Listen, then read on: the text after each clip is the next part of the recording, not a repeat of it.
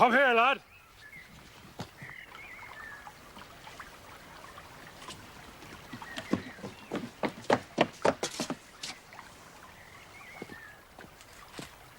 What are you doing on my property? Come to claim back what's rightfully mine, sir. That thieving young rascal made off with some horseshoes and a bag of nails from my smithy.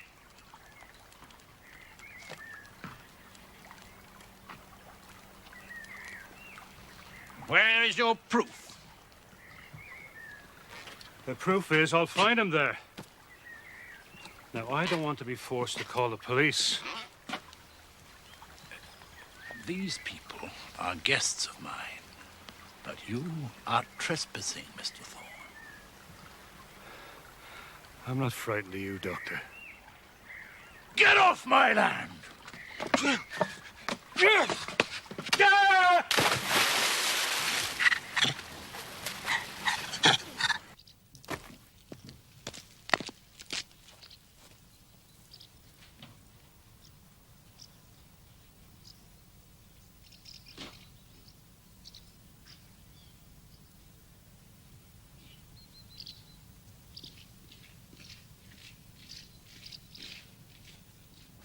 Please come back soon.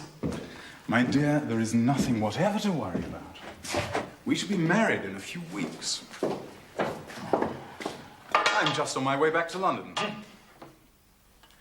Goodbye, sir. And thank you for a most pleasant weekend. I mean to improve my game of chess before my next visit. Yes, I see. You weren't an unworthy opponent. Thank you, sir.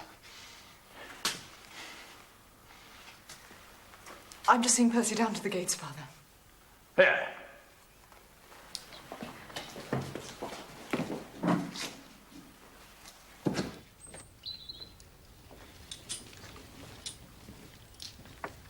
Drive on and wait for me by the gate, would you?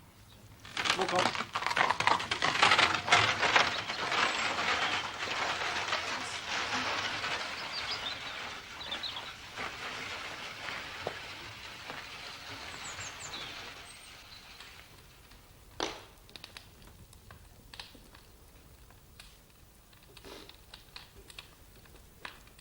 The fellow is trespassing. He had a ducking, and that is all. Father, I cannot believe that Thorne would deliberately... Damn it, woman. Are you part of the conspiracy against me, too? No, Father. I live here.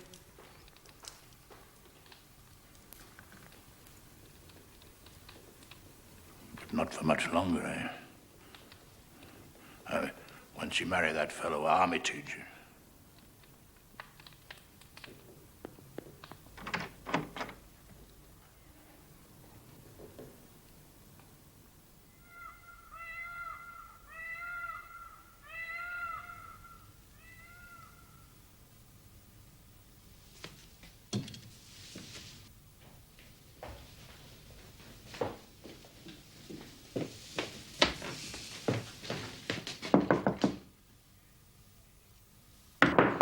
Yes, what is it? Father, what has happened to my room? The builder's found a fault in the structure. Better sleep in your sister's room till they've finished working on it. Julia's room.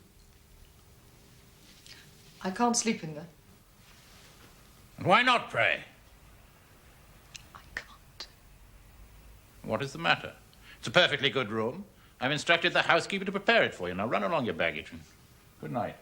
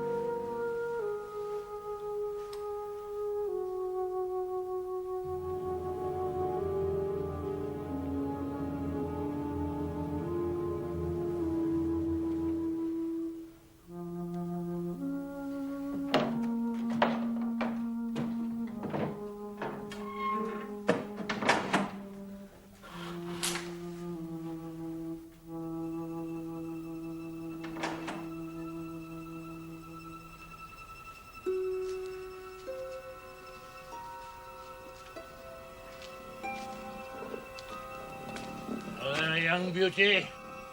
Good night. Good night, baby.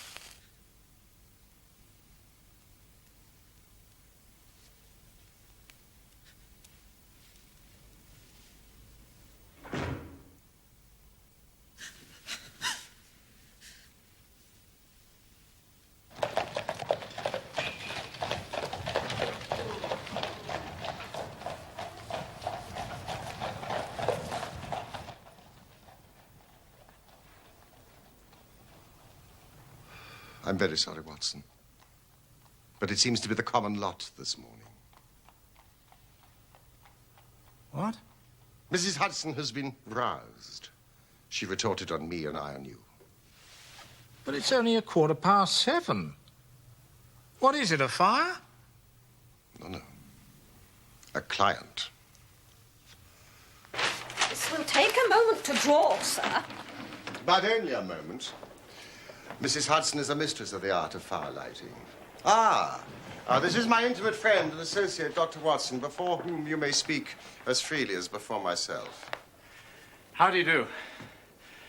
Mrs. Hudson, do you think you could bring this young lady a hot cup of coffee? For I observe you are shivering. It is not cold which makes me shiver. What then? It is fear, Mr. Holmes. It is terror. No, you must not fear. We shall set matters right, have no doubt. You have come by train, I see, this morning. You know me, then? No, but I observe the second half of a return ticket in the palm of your left glove. You started early, but you had a drive in a dog cart along heavy roads before you reached the station. But there's no mystery, my dear lady. The left arm of your jacket is spattered with mud in no less than 7 places. The marks are fresh. There is no vehicle, save a dog cart, which throws up mud in that particular way. And then only when you sit on the left-hand side of the driver. You are perfectly correct. Sir, I can stand the strain no longer. I shall go mad if it continues. I have heard of you from Mrs. Farintosh, whom you helped in the hour of her sore need.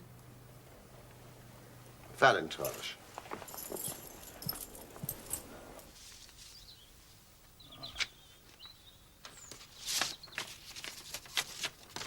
My dear Helen, it is difficult for me to advise you since you present so few facts, but I know you to be a sensible girl not prone to hysterics. As one of your poor dear mother's oldest friends, I can only suggest that if your fears persist, you should contact Mr. Sherlock Holmes at 221B, Baker Street. Farintosh, oh yes, I do remember the case. It concerned an opal tiara. I think it was before your time, Watson. Thank you, Mrs. Hudson. Sir, do you not think you could help me too? At present it is out of my power to reward you, but in a few weeks I shall be married with control of my own income. I shall be happy to devote the same care to your case as to that of your friend. As for reward, my profession is its own reward. But you are at liberty to defray whatever expenses I may be put to at the time which suits you best. And now, I beg you, lay everything before us which may help us form an opinion upon this matter.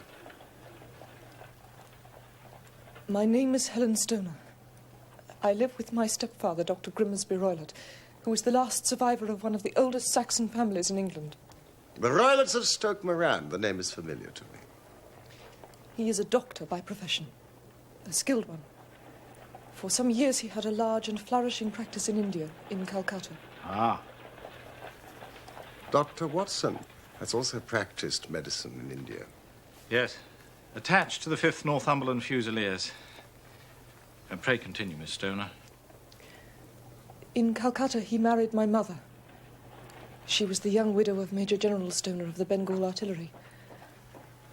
I was only 2 at the time of Mother's remarriage, and my sister, Julia, was 5 years older. Our mother had a considerable sum of money, not less than 1,000 a year, and this she bequeathed to Dr. Roylott entirely while we resided with him. Forgive me, your mother has passed on? Shortly after our return to England, she was killed in a railway accident near Crewe. My stepfather then abandoned his attempts to establish himself in practice in London and took us to live in his ancestral home at Stoke Moran. But the money your mother left you was enough for all your wants, so that was no obstacle to your happiness. A terrible change came over my stepfather. Instead of making friends and exchanging visits with our neighbours, who at first were overjoyed to see a Roylott back in the family seat, he shut himself up in the house and indulged in ferocious quarrels. At times it was, and still is, hard to keep him out of the police courts. He's become the terror of the village. Does he permit any visitors? None. Save my fiancée and some wandering gypsies. Gypsies? Vagabonds, whom he has given leave to encamp on his land. Sometimes he goes away with them for days at a time. You can imagine from what I'm saying that my poor sister Julia and I had no great pleasure in our lives. No servant would stay long, so we did all the work of the house. She was but 30 when I lost her. But already her hair had begun to whiten, even as mine has. Your sister's dead? Just 2 years ago. It is of that I wish to talk to you. Oh, yes, yes. Oh, no, This? What? Living the life we did, we were little likely to see anyone of our own age and position. But we were occasionally allowed short visits. 2 years ago, Julia met a half-pay major of Marines to whom she became engaged. Your stepfather approved of the match? He raised no objection at all.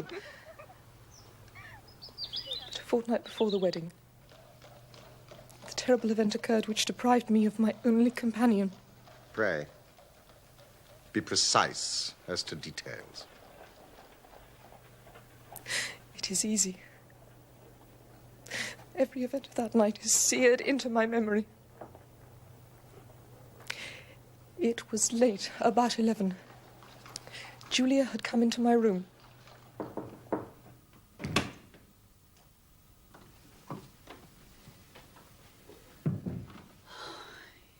Smoking those awful cigars again. Perhaps you should have this room until the wedding.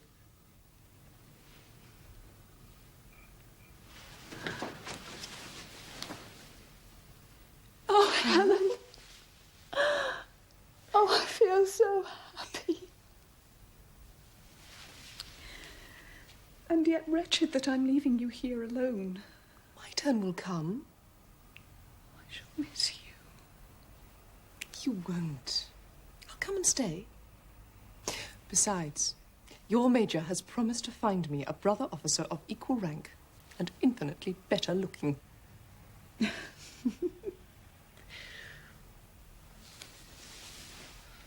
darling, what is the matter? Helen, have you ever heard anyone whistle in the dead of night? I suppose you couldn't possibly whistle yourself in your sleep. Certainly not. Why? The last few nights, always about 3 in the morning, I've been woken by a low, clear whistle. I can't tell where it's coming from. I thought you might have heard it. I sleep more heavily than you. It was probably those wretched gypsies. Well, never mind.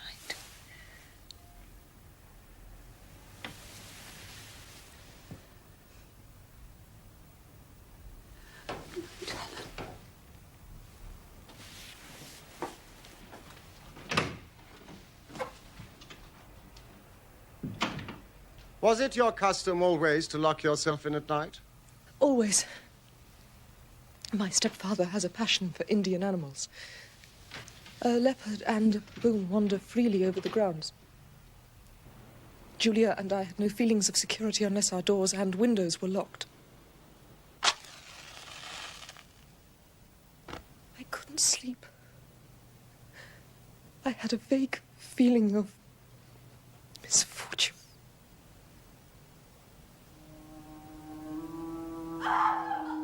Julia!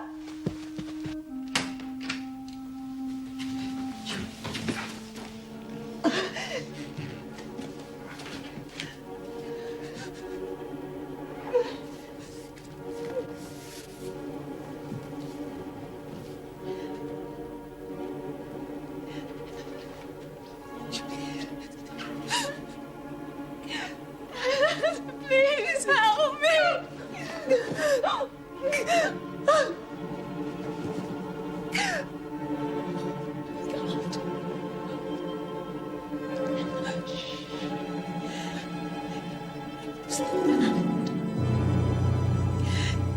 Speckled Band. Get father. No, no, please, Julia. Go into your room, child. I'll deal with this.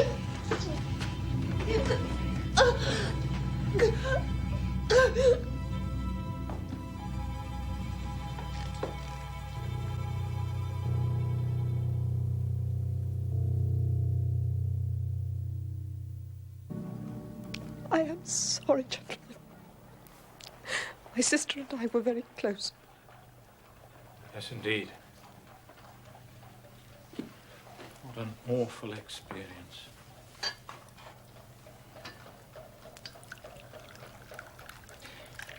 And you've no idea what might have caused... This whistle and a metallic sound, you can swear to it? It was my strong impression. I may possibly have been deceived. Was your sister dressed? No, she was in her nightdress.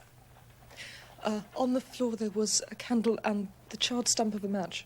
Which means something must have woken her up, and she struck a light to see what the matter was. What conclusions did the coroner come to? He investigated the case with great care, but he was unable to find any satisfactory cause of death. And your evidence would have shown that the door was fastened on the inner side, the windows blocked by shutters, secured every night. It is certain, therefore, that your sister was alone when she met her end. Yes. Besides, there were no marks of violence upon her. What about poison? The doctors examined her for it without success. What do you think this unfortunate lady died of, then? It's my belief that she died of pure fear and nervous shock. Though what it was which frightened her, I cannot imagine. What do you gather from the allusion to a band, a speckled band? Delirium. Or some band of people. The gypsies at the plantation, the spotted handkerchiefs they wear around their necks. These are very deep waters. What happened after your sister's death? My life was lonelier than ever. Until a month ago, when a dear friend of mine, whom I've known for many years, did me the honor to ask for my hand in marriage. His name is Mr. Percy Armitage. And you are to be married within a few weeks. So what prompted you to come here when your life seemed set so fair? Yesterday, some repairs were started and my bedroom wall was pierced, so that last night I was forced to move into the chamber in which Julia died, to sleep in the very bed in which she slept. Imagine my terror when I was awoken by the same low whistle which had been the herald of her own death. You lit a lamp. Yes, but nothing was to be seen. I was too shaken to sleep. I dressed and slipped out of the house. I got a dog cart at the Crown Inn and came to London with the one object of asking your advice. You did wisely.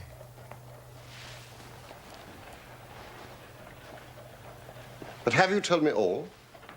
Yes. You have not, Miss Stoner. You are shielding your stepfather. He is a hard man, but he's still the only father I have known. I'd say it was time for some breakfast. But there are 1,000 details I desire to know before I decide on a course of action. If we were to come to Stoke Moran today, could we see over these rooms without the knowledge of your stepfather? As it happens, he spoke of coming to town today on some business. And the workmen? I have seen none. We have a woman who comes to clean from the village, but only in the morning. There should be nothing to disturb you. Excellent, Watson. You're not averse to this trip. By no means. Then we will be with you in the early afternoon. I shall be there for your arrival. You'll stay for some breakfast, surely. Thank you, no.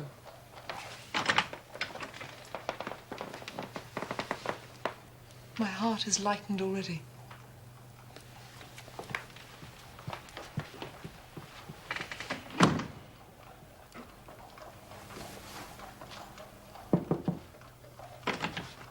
Ah, Mrs. Hudson. Thank you.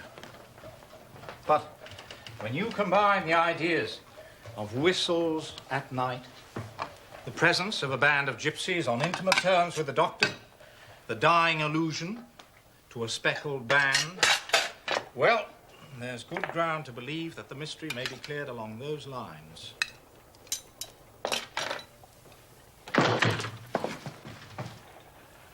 Which one of you is Holmes? My name, sir. But you have the advantage of me. I'm Dr. Grimsby Roylott of Stoke Moran.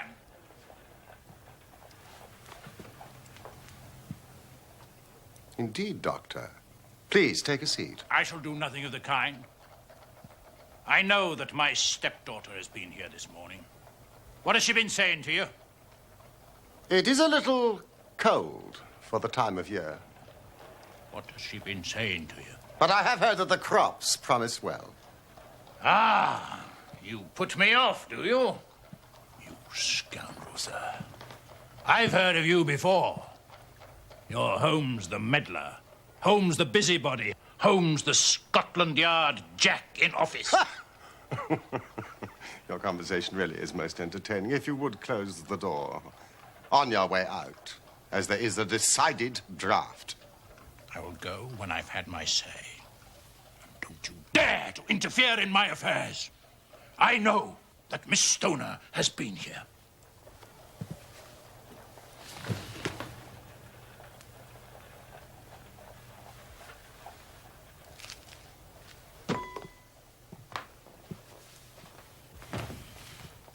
I am a dangerous man to fall foul of.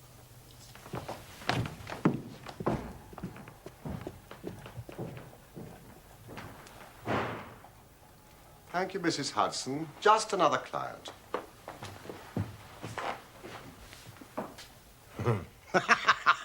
What a very amiable person.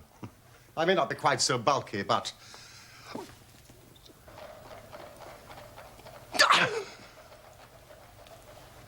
Fancy his having the insolence to confound me with the official detective force.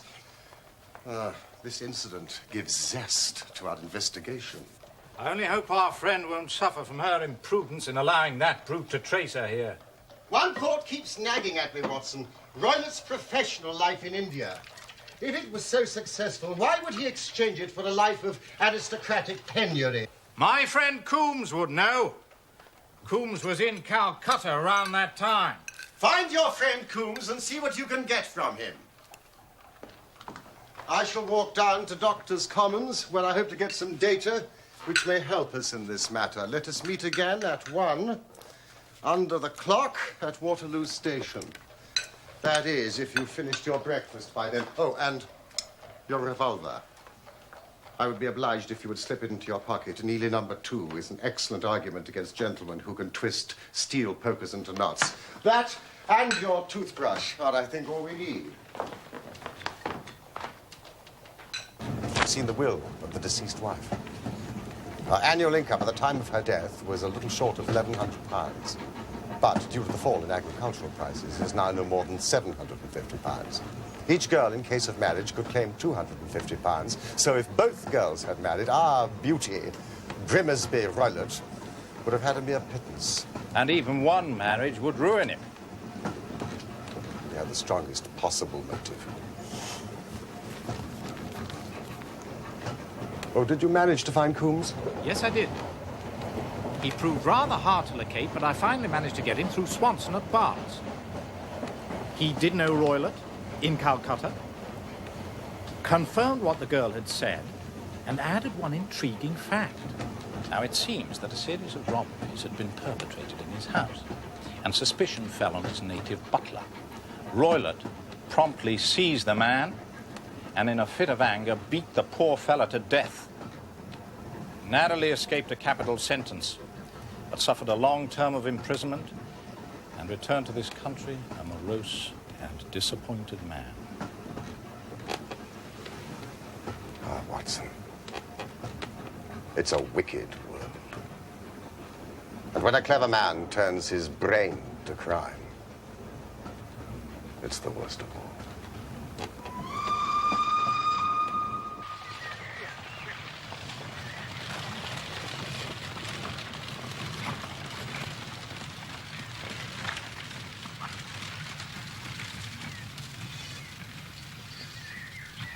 On holiday, are you, gentlemen?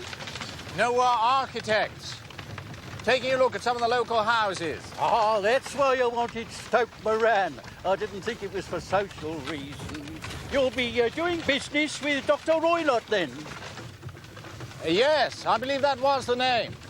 If you don't mind a word of warning, you want to take care with him, sir. There are some round these parts say he's not right in the head. Really? Only yesterday, Mr. Thorne, the blacksmith, had a most nasty experience with the doctor because of those thieving gypsies who were camped in the grounds. Oh, yes, we've heard about the gypsies and the leopard. The story goes the doctor threw Mr. Thorne in the stream in a fit of uncontrollable temper. And old Thorne, he's not a small man. Good Lord. Is he bringing a charge of assault? He was going to. But Miss Stoner, the doctor's young stepdaughter, paid him some of her own money to keep it quiet. Well, that's what I heard. Well, I never. Do you hear that, Holmes? The more I see and hear of that young lady, the more my admiration increases. Young woman of commendable spirit. You can pull up here, driver. Who do you mean, dear fellow? Well, Miss Stoner, of course. Most admirable. Ah, Miss Stoner. I don't know where we went yesterday.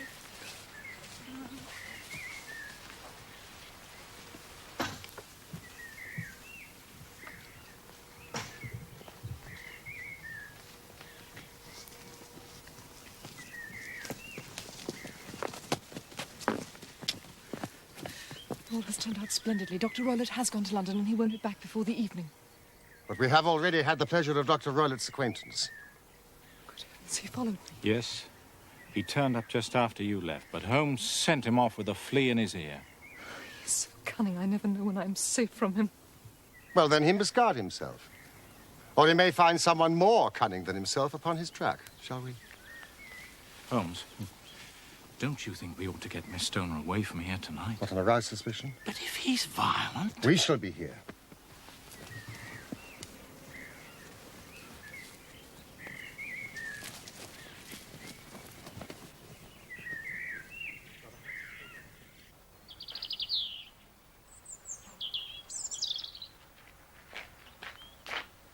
So, this is Dr. Roylott's room, this formerly your sister's, and this your room? Yes, but I'm now sleeping in this one. Ah, pending the alterations. Miss Stoner, may I ask something? That's unusual, isn't it? Bedrooms on the ground floor? The bedrooms were moved downstairs when so much of the house fell into decay. Oh, yes, of course. How sad. There seems little need for repairs to this end of the house. There are none. I believe it was an excuse to move me from my room. Ah, that is suggestive. Now, Miss Stoner, would you be so kind as to go into the room in which you are now sleeping and bolt the shutters.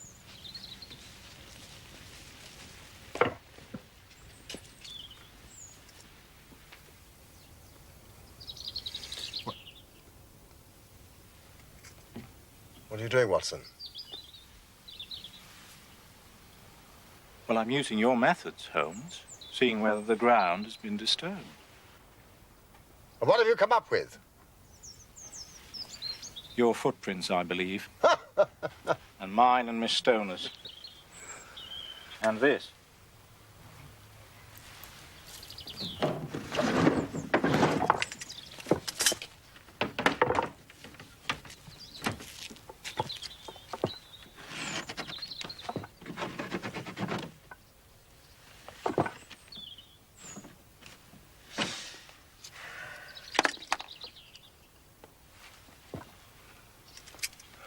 No one could pass these if they were bolted.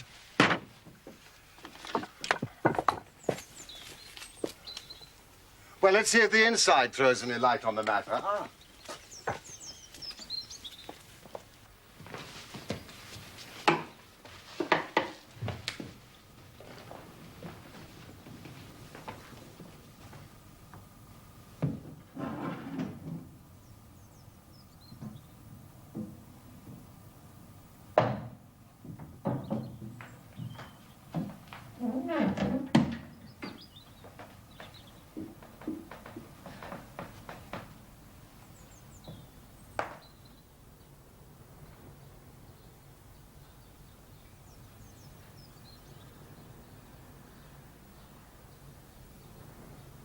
Where does that bell communicate with?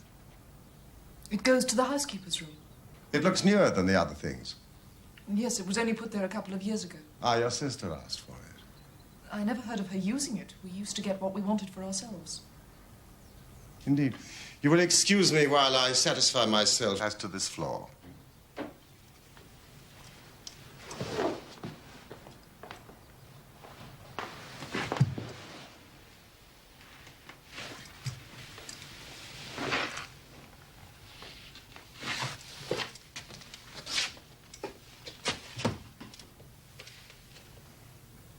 It doesn't ring. It's very strange.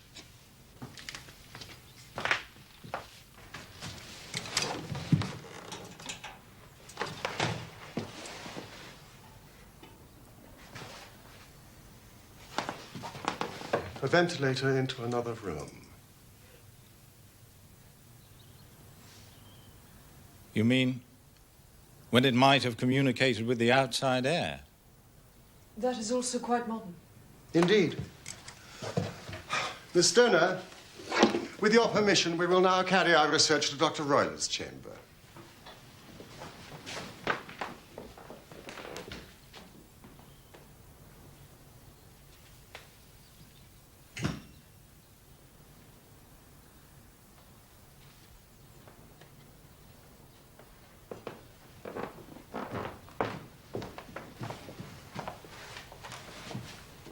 What's in here?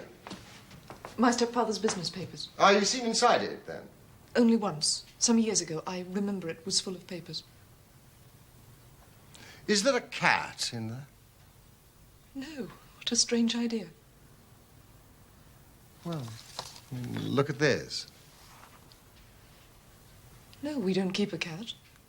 Ah, well. A leopard is a large cat, after all. Yes, but a saucer of milk wouldn't go far in satisfying a leopard. Leopard is kept on a leash, is it? This sort of leash, Watson? What do you make of it? Well, it's a common enough dog leash, but I don't know why it should be tied. We have no dog. Thank you, Miss Stoner. I have seen enough.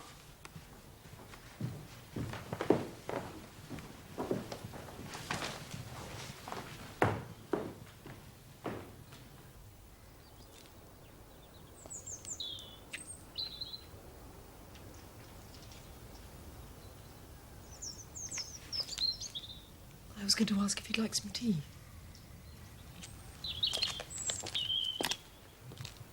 Miss Stoner, It is very essential that you absolutely follow my advice in every respect. Your life may depend on it. I assure you that I'm in your hands. Now, in the first place, on the way here, we passed a small cottage. The shell house? Would the windows of your sister's room be visible from there? Yes. You are sure? Yes. Then we shall make it our base. Some refreshment. Oh, we shall have dined, shan't we, Holmes? Is there a village inn? The Crown. Oh, good. Thank you all the same. Now, Miss Stoner, when your stepfather returns, you must confine yourself in your room on pretense of a headache. Then, when you hear your stepfather retire for the night, you must go to the windows, undo the hasp, open the shutters, and leave your lamp on the windowsill as a signal to us. Then withdraw with anything you may want for the night to your old room. I've no doubt that in spite of the repairs, you could manage there for one night. Oh, yes, of course. And now we must leave. If Dr. Roylott should return and find us here, our journey would be in vain. I believe, Mr. Holmes, that you've already made up your mind. For pity's sake, tell me the cause of my sister's death. Be brave. If you do as I have told you, rest assured we shall soon drive away the dangers that threaten you.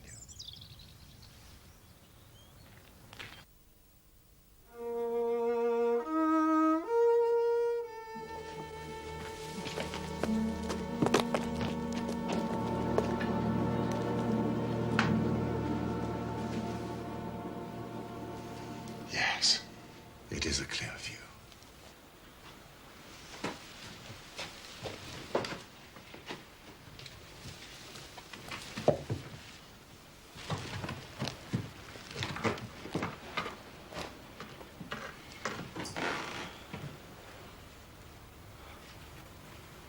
You expecting this to take all night, Holmes?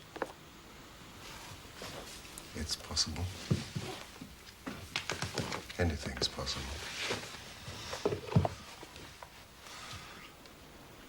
When a doctor goes wrong, he's the first of criminals. He has nerve. He has knowledge.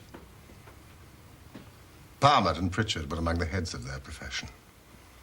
This man strikes even deeper. I really have some scruples taking you tonight. There's a distinct element of danger. If I can be of assistance. It's very kind of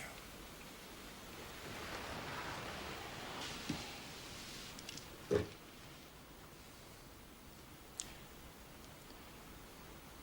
You evidently saw more in those rooms than was visible to me, Holmes. But I probably deduced a little more. Do you remember Miss Stoner said that her sister could smell Dr. Roylott's cigar? Well? The ventilator. A ventilator made, a cord hung, and a woman who lies in the bed dies. I can't see any connection. Did you notice anything peculiar about the bed? It was clamped to the floor. Could not be moved. Had to remain in the same relative position to the ventilator and the rope, for so we may call it, since it was clearly never made for a bell pull.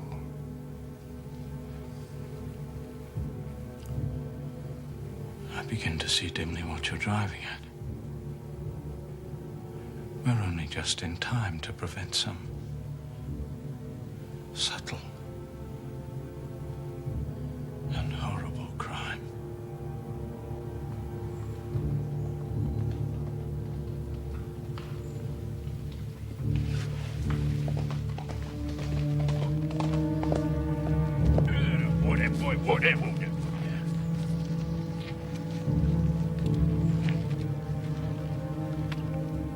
Have a look at that. Yeah. Tonight.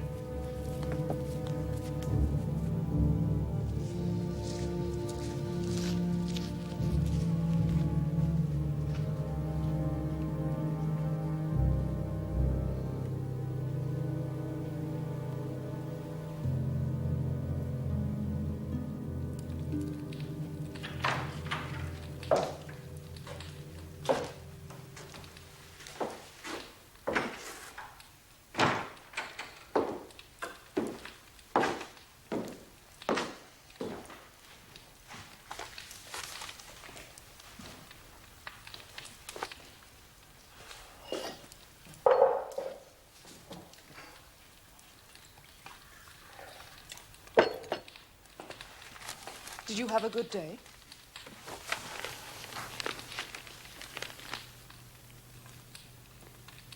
Not without interest. Where did you get to this morning? I decided to go to town too. I had some shopping to do for the wedding.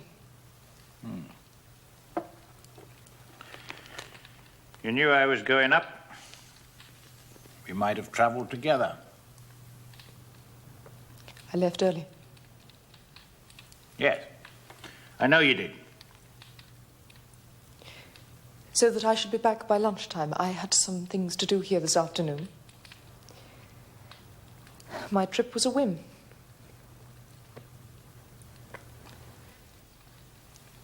You always were a good little liar.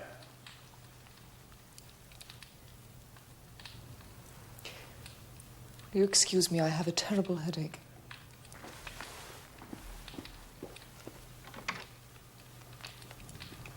Holmes the meddler. Holmes the busybody. Holmes the Scotland Yard Jack in office.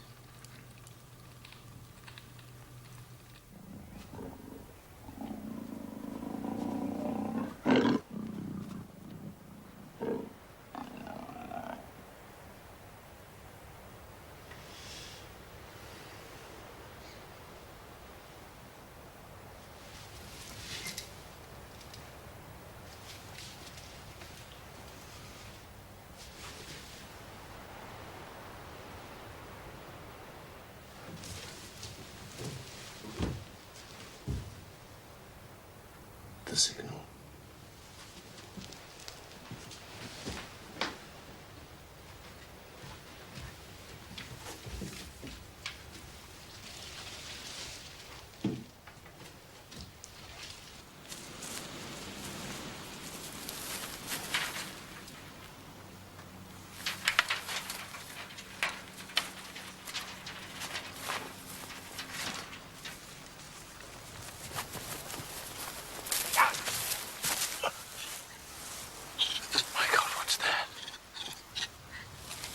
It's the baboon. This is a nice household.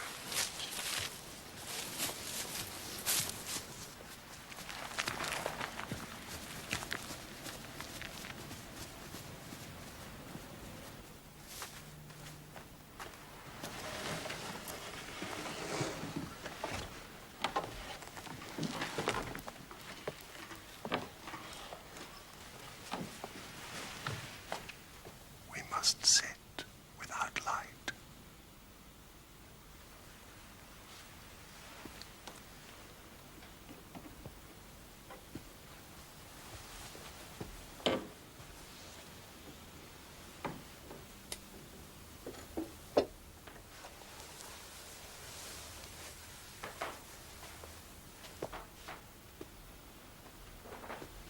Do not fall asleep.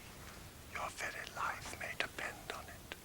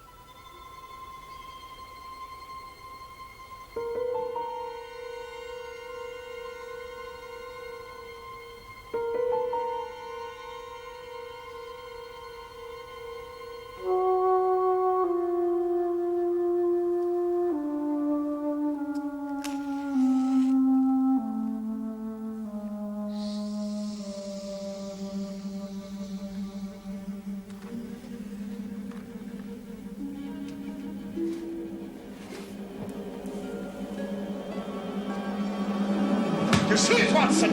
You see it?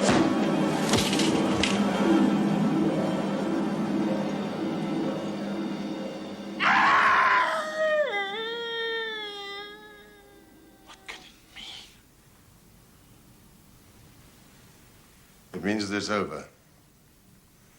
And perhaps for the best. Come, Watson. Bring your pistol.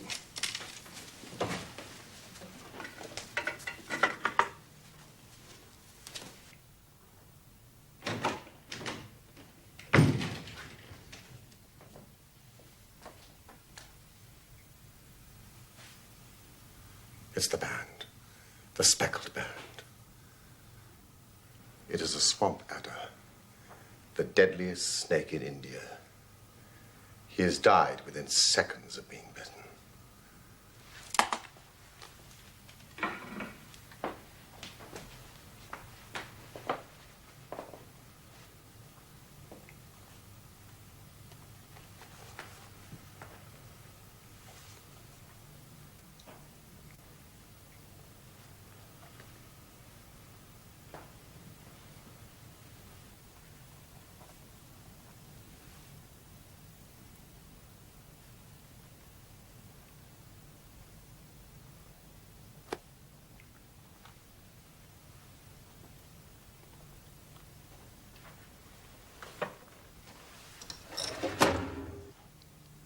Violence does, in truth, recoil upon the violent. And the schemer falls into the pit which he digs for another. The idea of a snake occurred to me when I coupled it with the knowledge that the doctor was furnished with a supply of creatures from India. A form of poison, Rapid and lethal. which couldn't possibly be discovered by any chemical test. It might or might not bite the occupant of the bed. She might escape every night for a week, but sooner or later, she must fall a victim. Oh, my poor Julia. The doctor had trained the snake, probably with the milk, to return at the sound of a whistle. The very whistle which you and your late sister heard. My inspection of the chair in Dr. Roylett's room had shown that he had been in the habit of standing upon it to reach the ventilator. Last night, when I attacked the snake and drove it back through the ventilator, I roused its snakish temper, causing it to turn upon the next person that it saw. Dr. Grimmersby Roylott. So you, Holmes, were indirectly responsible for his death. I cannot say that it is likely to weigh very heavily on my conscience.